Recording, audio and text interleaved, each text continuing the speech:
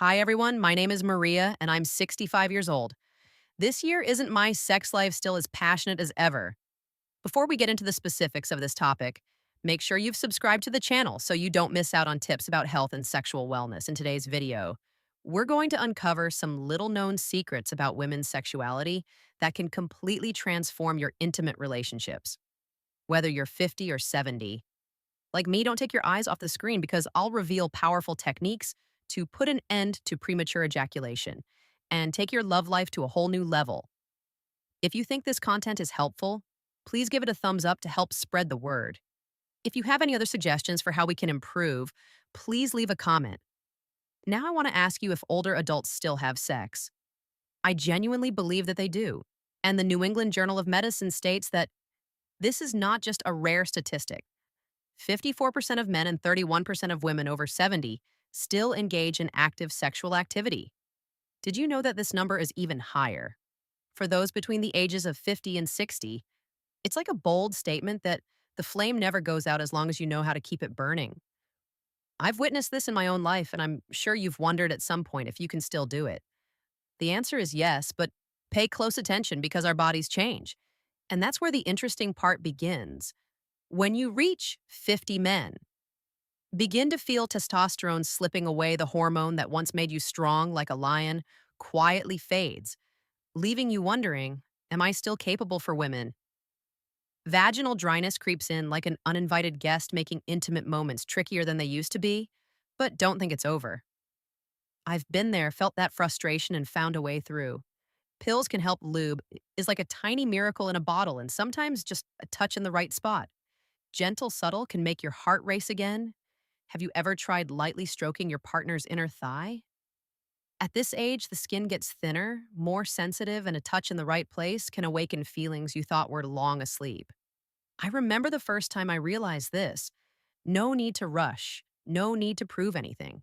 Just slow down, feel it, and let those bodily changes become your ally instead of your enemy. Testosterone dropping in, men find turn it into a chance to explore tenderness, vaginal dryness, making you shy. A bit of lube can break down every barrier, giving you back the moments you deserve to savor. A sex? After 50 isn't just physical, it's a connection, a way to say to the person beside you, I still see you and I still want you. I want to ask you honestly, do you think sex still counts beyond 50? Is it still the spark that warms your life? Or have you let it fade? Amid everyday worries, research reveals that over half of men and over a third of women over 70 are still going strong and don't give up. And you may be a part of that group too. Drop your thoughts in the comments, just a simple yes or no. I want your real opinion because I believe at any age we all have the right to love, be loved, and feel that joy in our own way.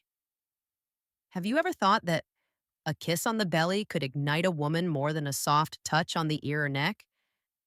I've tried it, and I've got to say, it feels like a warm wave spreading through you, waking up every sense you thought had gone quiet, according to the Kinsey Institute in 2018. 40% of women agree that nipple stimulation is the first step they want. A slow, gentle start that's enough to set your heart racing. But let me tell you more, because after 50, our bodies shift, and that's when things get even more thrilling. The skin thins out, gets more sensitive, like smooth silk waiting to be explored. Have you tried it yet? A light stroke on the lower back or the inner thigh might catch your partner off guard, maybe even leave them stunned because those spots are so often overlooked.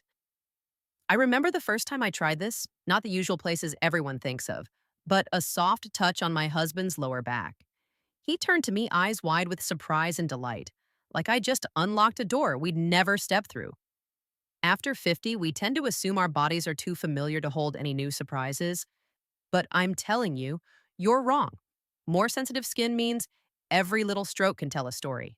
Don't only stay in the familiar places you know by heart. Venture beyond of your comfort zone. Every belly kiss has the power to make your spouse tremble with silent delight. You'll see magic happen if you try to caress the inner thigh or let your fingertips move along the spine.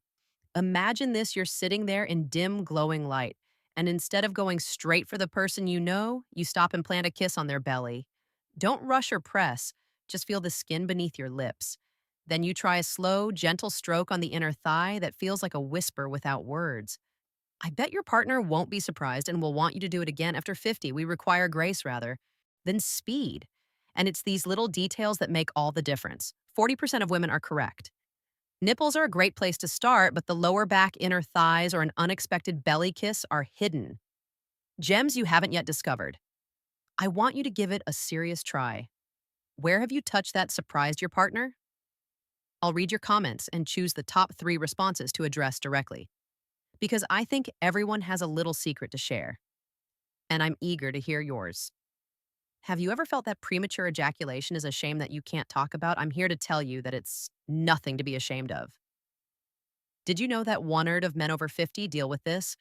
Um, I've watched my husband struggle with it too, but we managed to get through it. If you are willing to try, imagine the moment you feel yourself approaching the edge, your heart thumping, your breath racing, and then instead of letting it slip away too quickly, you stop. This is the stop and squeeze technique. Premature ejaculation is not the end. Rather, it is a challenge that you can completely control according to the Journal of Sexual Medicine. I've seen him do it, awkwardly at first, but after a few tries, everything changed. I want you to know that when the climax approaches, pause, gently squeeze the tip of your penis for 10 seconds. Take a deep breath as though you're stretching out a precious moment and then continue. I'm living proof that 78% of men increase their staying power in just 3 months, but don't stop there. I have another secret to share. Kegel exercises aren't just for women. Men can also strengthen their pelvic floor muscles. I told him to try it 10 times a day for just a few minutes while driving or watching TV. Can you believe it? Urology in 2019 demonstrated that he increased his control by 30% in just 6 weeks, as if his body had regained a strength that aging had taken away. Kegels are more than just a workout. They're essential to taking control of your body. I recall his proud voice telling me for the first time that I wasn't worried anymore, and I grinned because I imagine yourself lying there with the person you love controlling your own rhythm instead of worrying. Stop and squeeze is a powerful pause. I knew we had overcome it together. Premature ejaculation isn't the enemy, rather. It serves as a reminder that you can be stronger than you believe, as long as you don't give up. Take 10 seconds to collect your breath and extend the happiness for you and Kaggle. They act as a quiet companion, telling your body that you are in control. With each pelvic squeeze, 78% of men were excellent with stop and squeeze after 3 months, and 30% had better control with Kess. Will you be the next?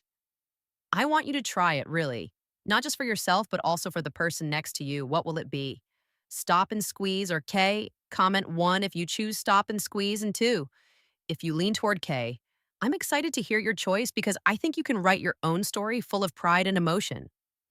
Like mine, have you ever thought that sex toys were a joke? I used to think that until I discovered that they're a quiet companion that can change everything according to Love Honey. In 2019, 52% of women own a sex toy. So I figured why not? Especially after 50, when your body starts changing and dryness appears unexpectedly, making those intimate moments harder than I had anticipated. I tried a tiny vibrator, but it was like a light in the dark. No more shyness, no more pain, just joy rushing back like the old days. Can you imagine how something so small can turn faded moments into a symphony of feeling? Where you and your partner sync perfectly after 50, we don't have to give up. We just need new methods, and that little vibrator was my unexpected answer.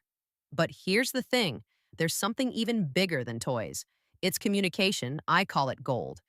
He paused, then smiled and said, I like that you asked. 3 simple words, yet they unlocked a universe I had never seen. We began asking each other direct questions from that point on. What do you like? How do you want it? Did you know, without speculating or keeping quiet, when the body isn't what it used to be, after 50, asking your partner directly isn't scary. It's the spark that rekindles the fire. I remember the first time I used that little vibrator with him, I was afraid he would balk, but I asked, how do you feel about trying this? I understand why 82% of couples who communicate well feel more satisfied in bed. It's not just words, though, it's how we hold hands, lock eyes, and rediscover what we thought was lost. We laughed and explored like children falling in love for the first time. After he nodded, toys don't take the place of emotions, but they do ease the way that dryness strikes, and communication is the thread that holds us together. Every query is a bridge. Every response is an embrace. I want you to try. Honestly, have you used a toy or asked your partner directly if you've tried one, or have you talked if you went for communication? 52% of women were correct to choose toys, and 82% of couples demonstrate the power of words. I think every story is worth telling. So please share yours to motivate me and everyone else. Have you ever thought that STDs, those sexually transmitted diseases, were just a young person's problem?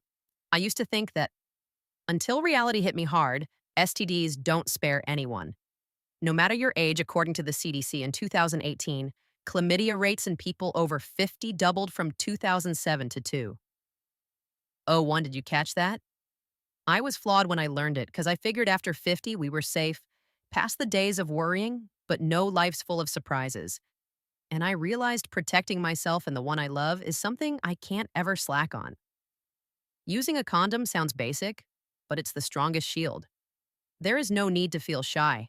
It takes just 5 seconds to put it on, 5 seconds to guard you both from risks we can't predict.